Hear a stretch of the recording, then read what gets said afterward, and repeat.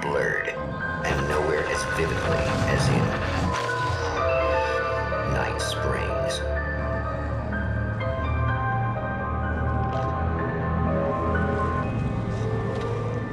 The man before you is a champion of light. He is part of a conflict between darkness and light that is both ancient and eternal. He is chasing a dangerous quarry, the Herald of Darkness. His evil doppelganger, known only as Mr. Scratch.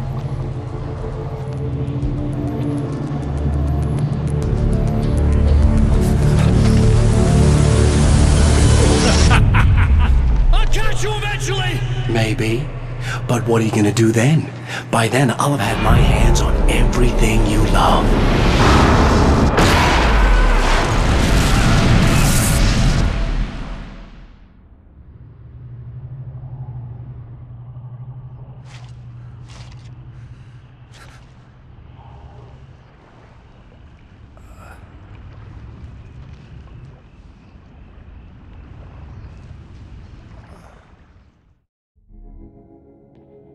The man has been brutally spat out from the darkness that surrounds the shores of our reality.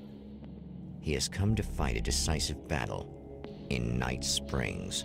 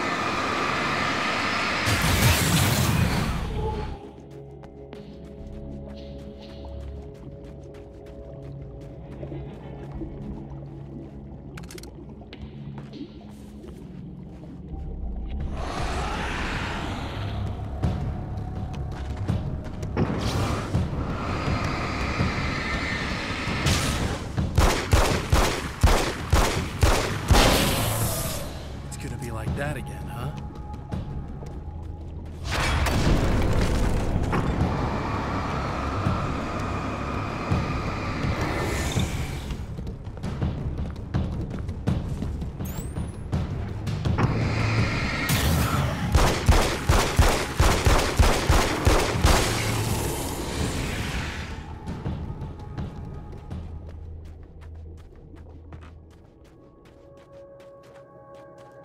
In another life, the man was a writer.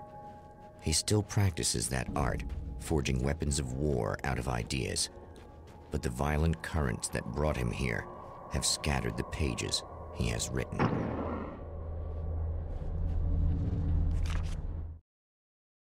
My name is Alan Wake, and I'm a writer.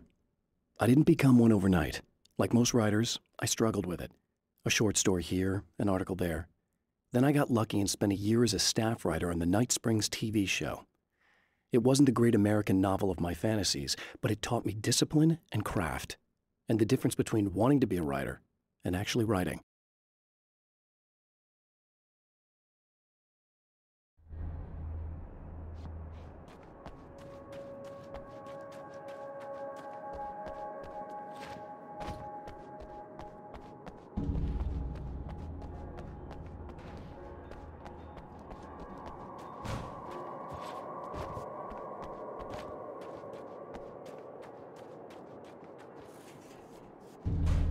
The lights of the motel promise safety. The man senses that the solution to his predicament begins there.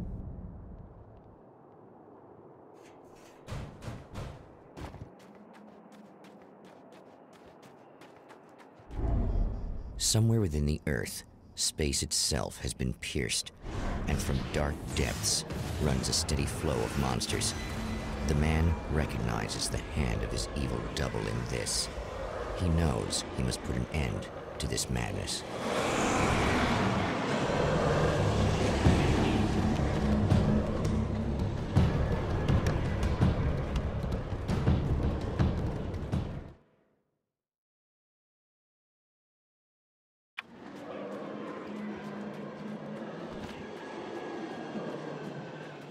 I can't stay here now.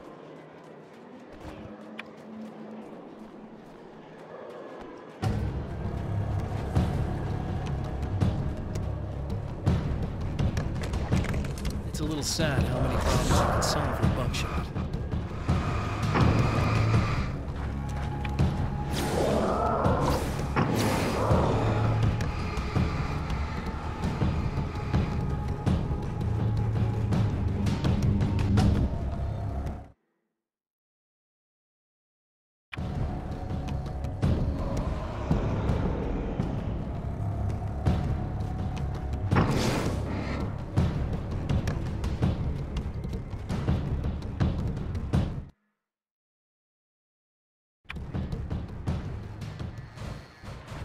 Hello?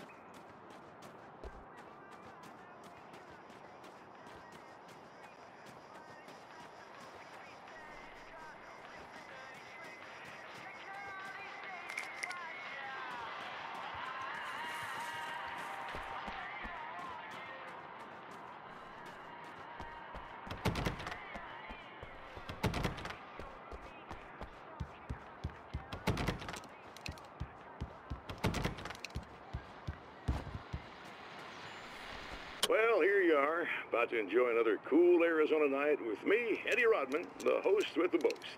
Hey, any of you guys remember Old Gods of Asgard? Man, I actually saw them twice back in the 70s. I was just a kid then, but my dad worked at this club, and he'd sneak me in to see bands all the time. You know how it is. Talk about an education. Anyway, great band, couple of great albums, solid fan base, and then they kind of dropped off the face of the earth. Well, now, almost 4 decades later, they're making a comeback.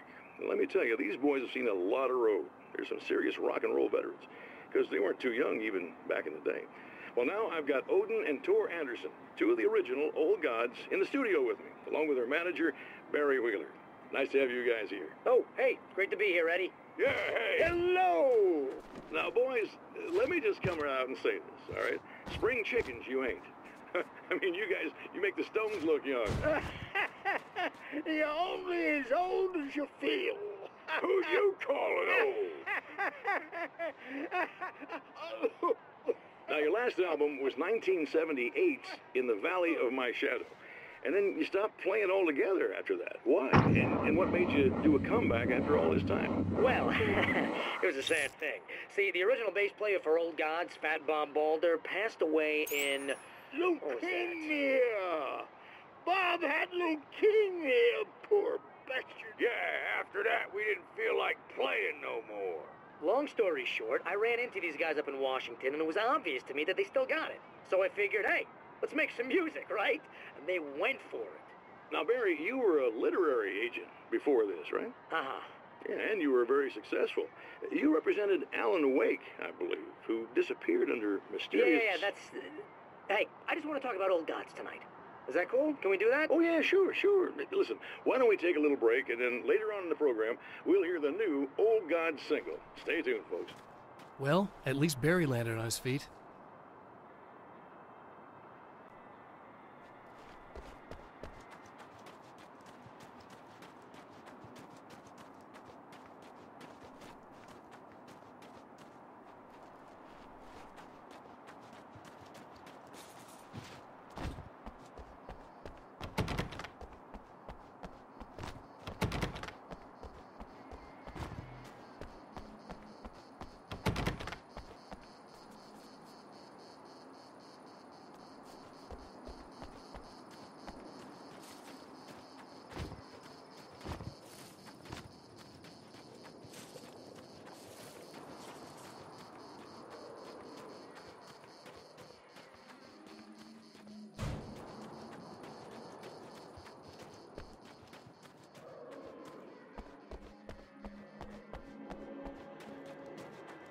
Hey,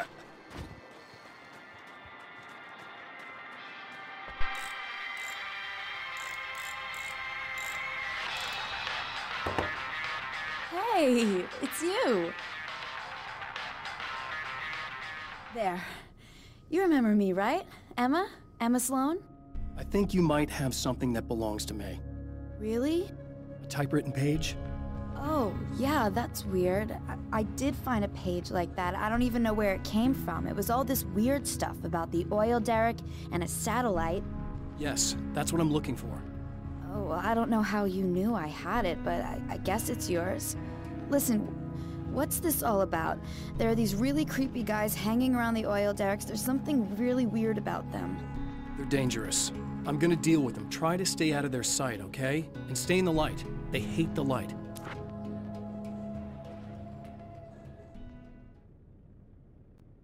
Just to be clear, you should know that we haven't actually met before.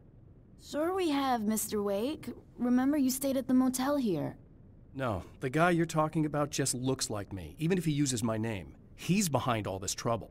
Oh, I thought, now that you mention it, I guess your aura looks a lot nicer than his, actually. I'm very sensitive to things like that. There's a bunch of stuff I need to find. The things mentioned on that page? Well, there's a lot of old crap lying around this place. Great, thanks. I think you should be able to find everything, except the satellite, obviously. Are you gonna tell me what this is? I don't think that'd go over too well. Why don't you let me be the judge of that? Fine. The page is a formula for rewriting reality. Either I use it to close a strange portal to a place that isn't in our world, or shadowy serial killer monster things keep pouring out of there. Yeah, you were right the first time. Ha!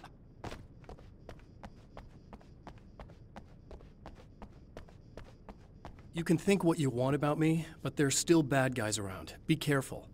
Well, you might be nuts, but I've seen the way they move, the way they look. I'll buy that. They're called Taken. They aren't really human. Not anymore. And they're climbing out of the oil well? What, do they have secret headquarters down there, or...? No, that's just where the point of connection is. It's a hole that leads to, well, it's a really nasty place. That's why I need to close it. And the guy who looks like you opened it, because he was hanging around the oil field before. He gets around, unfortunately.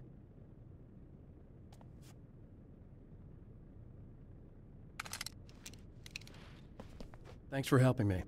Oh, I wish I thought you were just a nutcase. Actually, I kind of expected you to. Me too. But I feel like this is how it's supposed to go. Isn't that weird? Not really. I get that a lot in my line of work. What do you do anyway? I'm a writer. Obviously. What was that you said about my aura? Oh, I'm very spiritual, you know. I can see auras, but I only use it for healing and helping people. I'm like a wise woman, you know? I give people insight and advice. Look, just because I say crazy things doesn't mean I believe everything. Don't be like that. Maybe you should take a few crystals with you if you're going out there. It might be dangerous. They soothe your energies and focus your mind. It's fantastic. And they help me take out the bad guys? Oh, well, no, not as such. Yeah, okay. I think I'm... Or I have some wonderfully potent herbal detox suppositories. Yeah, I'm good. I'm good.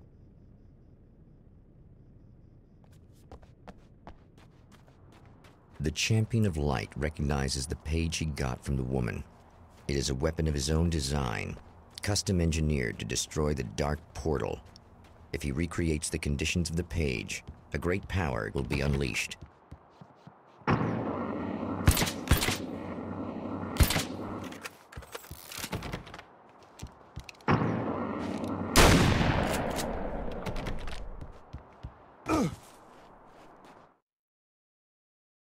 At the oil derrick, the wheel had been jammed in place and turned until the oil gurgled and flowed thick and flammable. The warning lights were blinking in a fast rhythm, bright and steady, powered by the battery. The Kasabian CD was playing in the boombox, all distorted guitars and intense beat. High above, some piece of orbital junk or another collided with the satellite, knocking it radically off course. Trailing debris, it screamed down from the skies at an impossibly steep angle. All that high-tech engineering reduced to nothing more than a bullet that would destroy whatever it hit.